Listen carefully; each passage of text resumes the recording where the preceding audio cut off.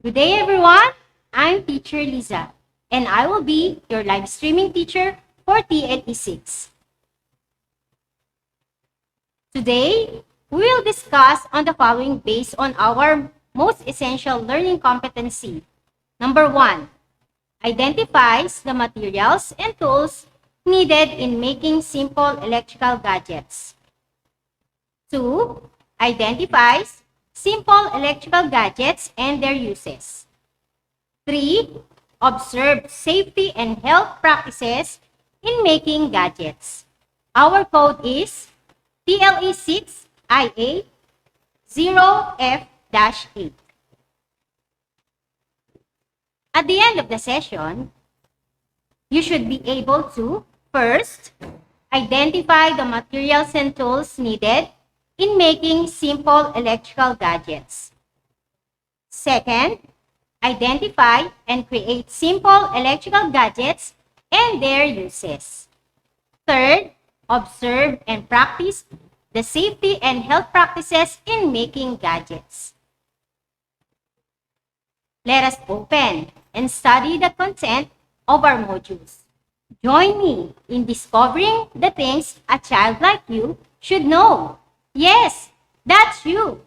Smile nga dyan. We have a very interesting lesson in this module. But before we start, let us first have our pre-test. I am expecting everyone will participate. Directions. Read the sentences carefully. Write true if the statement is correct and false if the statement is wrong. Type your answer in the comment box. Number 1. A doorbell is very essential, especially if your house is far from the gate.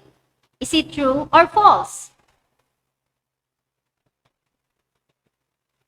The correct answer is true. Number 2. Wet hands will not cause electric shock when doing electrical repairs. Is it true or false? The correct answer is false. You are more likely to experience an electrical shock if you touch an electrical object with wet hands. Number 3. Disconnect the power source before servicing or repairing electrical equipment. Is it true or false? The correct answer is true. Number 4. Do not repair anything if you don't have the knowledge and skill in doing it. Is it true or false? The correct answer is true. Number 5. Use only tools and equipment with non-conducting handles. Is it true or false? The correct answer is true. Great job, children! We have a very interesting lesson in this module. But before we start, let us find out what you have learned in the previous lesson. Looking back, set A, directions, compute the markup price of the following items. Use the given formula.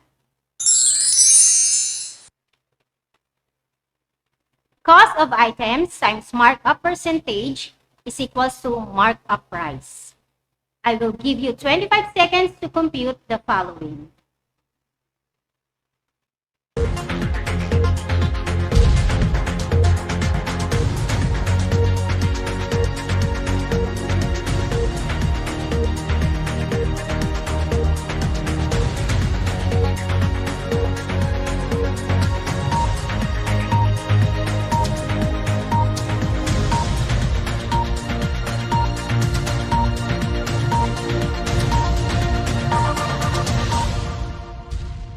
Cost of items is 100 pesos times 20%. The markup price is 20 pesos.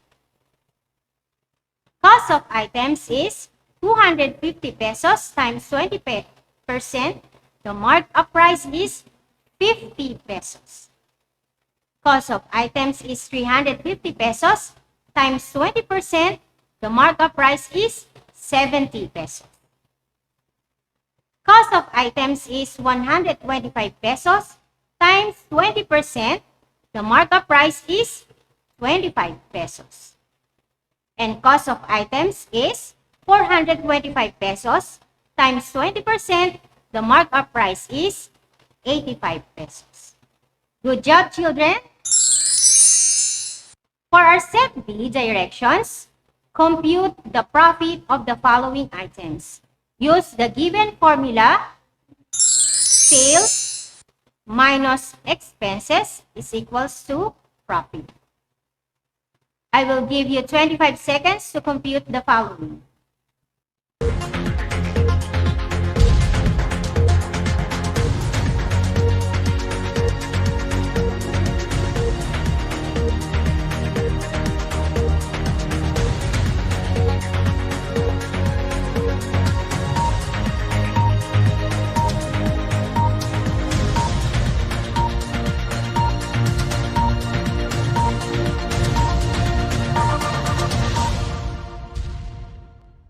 Okay, sales of 2,400 pesos minus expenses of 2,000, the profit is 400 pesos.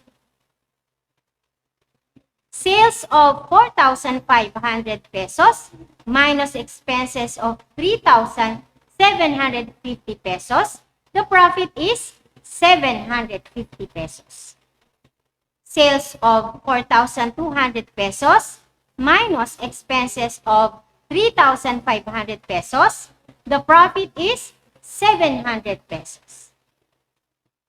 Sales of 3,750 pesos minus expenses of 3,125 pesos, the profit is 625 pesos.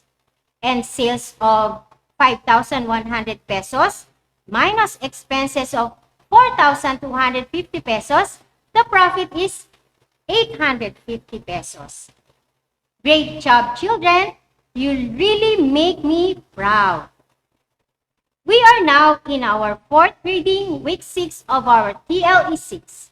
After knowing the topic about the market products, the next thing that is necessary to know is the materials and tools needed in making simple electrical gadgets. Let me give you a brief introduction about our topic for today. Electricity is one of the most important things in our lives. Some cannot sleep without electric fans, lights on, or air cons.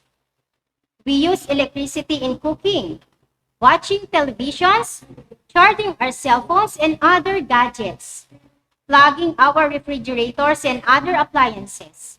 Even the electric bikes that we have now need electricity.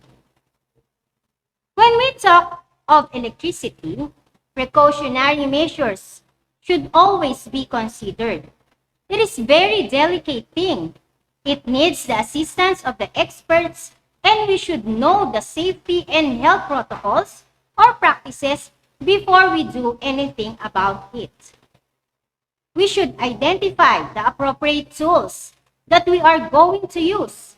It is very important for you to know these things to avoid incidents and harm related to electricity. And now, let us watch and learn a video lesson about the materials and tools needed in making simple electrical gadgets, its uses, and safety health protocols to be followed.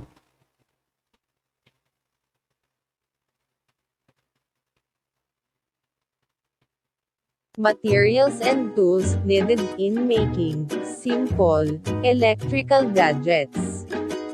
Combination pliers used to twist, cut, hold and pick electrical wires or tie wires.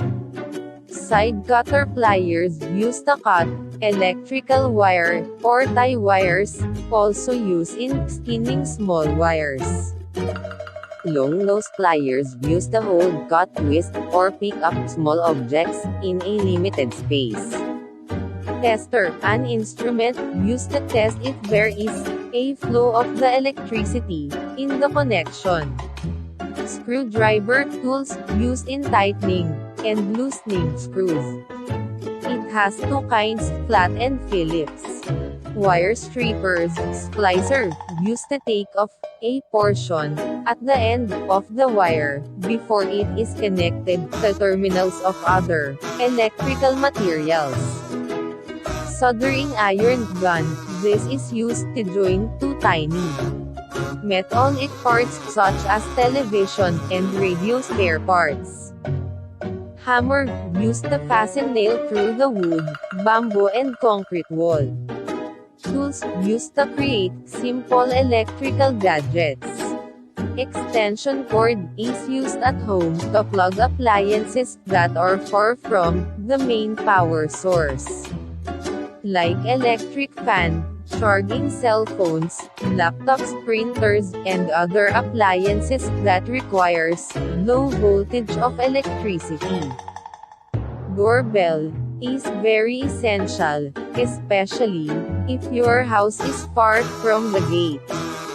This is one way to know that there's someone at the gate or the door. Plugs are devices that are being connected to the primary power supply. All gadgets or electrical equipment has a plug to connect to the power source. Lampshade can usually be found in the bedroom or living room. It covers the light bulb on a lamp to make the lights dim or less bright. In making simple electrical gadgets, accident may occur or happen while working. Safety must not be compromised, and some rules need to be followed first. Safety and health protocols in making electrical gadgets. 1. Keep electrical equipment or outlets away from water. 2. Never use damaged insulation or broken plugs. 3. Don't overload your outlets. 4. Disconnect the power source before servicing or repairing electrical equipment. 5. Replace or repair damaged power cords. 6. Always wear shoes when working. 7. Do not dare to repair anything if you don't have the knowledge or skill in doing it. 8. Do not store highly flammable liquids near electrical equipment. 9. Do not insert pieces of metal, like coins, inside a fuse box. 10. Report broken bulbs immediately to authority if you don't have the knowledge to repair it.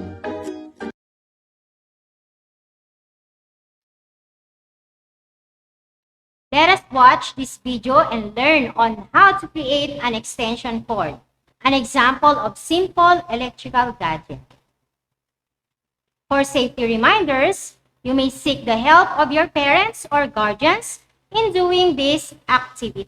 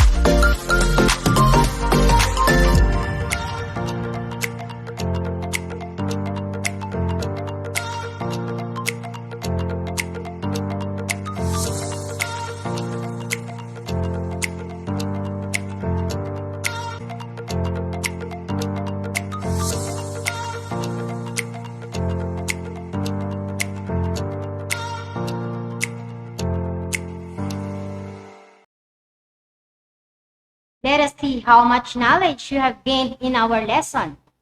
For our first activity, directions. Write C if the given tool is used in making simple electrical gadgets, and N if not. Type your answer in the comment box. Number 1 axe, 2 crowbar, 3 long nose plier, 4 screwdrivers, and 5 soldering iron.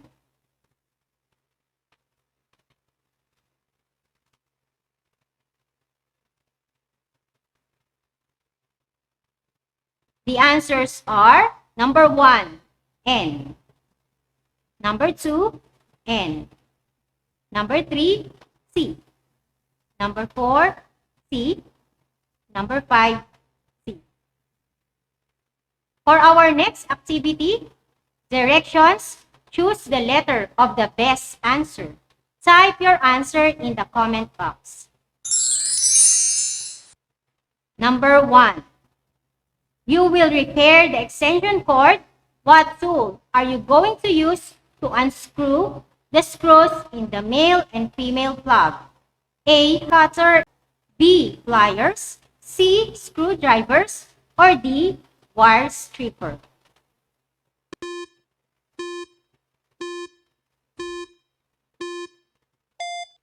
The right answer is letter C. Screwdrivers. Number 2. You are done with your extension cord project. You want to test if it is working. What will you do? A. Bring it at home. B. Do the testing alone. C. Let your teacher check it. And D. Let your classmate do it for you.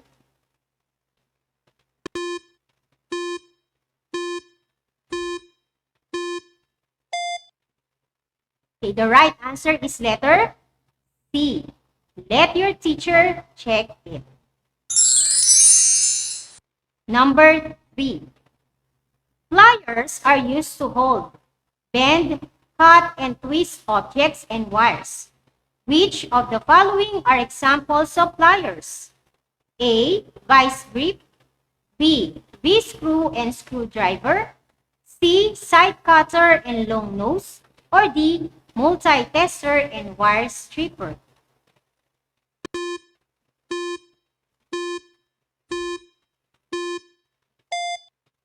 The right answer is letter C. Side cutter and long nose. Number 4. Vince made a doorbell for their house. Which of the following materials did he use? A. Electrical wire, electrical tools, outlet and plug. B. New 3-point plug, pliers, screwdriver and wire stripper. C. Buzzer, electrical wire spool, push button switch, wire stripper, or D. Cord set with rotary on or off switch, light bulb, base, or planter and tools?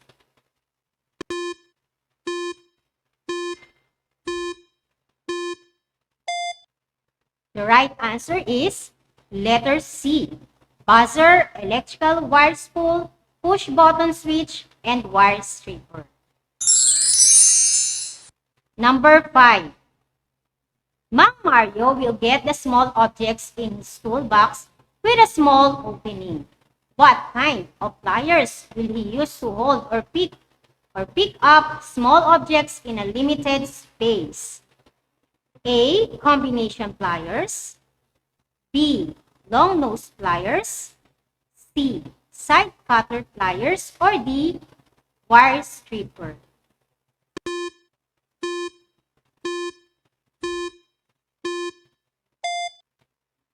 Okay, the right answer is letter B. Long nose pliers. Good job, children. You really learned a lot. Always remember, there's a need to ask help and advice from people who have the knowledge and skills in making simple electrical gadgets. Always remember, extension cord is used to plug appliances that are far from the main power source. Always remember, do not touch the metal pipes while you are doing electrical repairs. Always remember, shut off the power at the main switch or circuit breaker and unplug the equipment when working on electricity. Always remember, pliers are tools used to grip, pull, or cut electric wires. Now, we can proceed with our question and answer portion.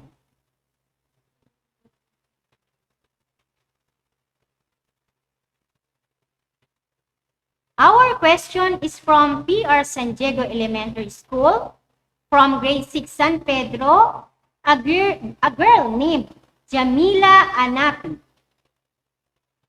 Her question is, what will I do when using extension cord?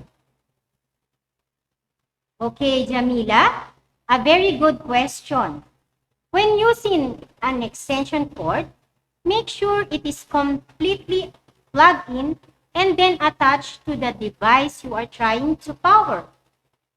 At this point, you can use the device for your project, and then you need to unplug it right away and take the cord out of the outlet. After you are done using the cord, you can coil it up and place it in a dry and safety location. It is also a good idea to inspect the cord carefully for any damages before each use. If you have more questions, Jamila, about how to use extension cord safely, contact a professional electrician. They can help you figure out what you should and should not do.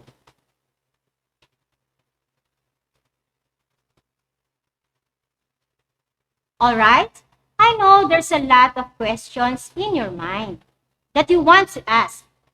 Your TLE teacher will answer those questions during your follow-up discussions.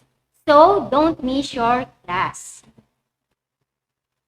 For your homework, directions, write something about the following. What is the importance of each in your daily life? Write your answer on your TLE notebook. For number 1, extension cord. Number 2, screwdrivers. And for number 3, hammer. Acknowledgement to the following: development team, writers, editors, reviewers, illustrators, and to the management team. Special thanks to moderator, Mr. Chris Jehan M. Palisin, and to our IT coordinator, Mr. Mark Joseph C. Soto. I am very glad because you have completed our activities. Again, I am Teacher Liza, your live streaming teacher in Technology and Livelihood Education 6, leaving you with this statement: turn off the unwanted light and keep the future bright. Stay safe. Goodbye.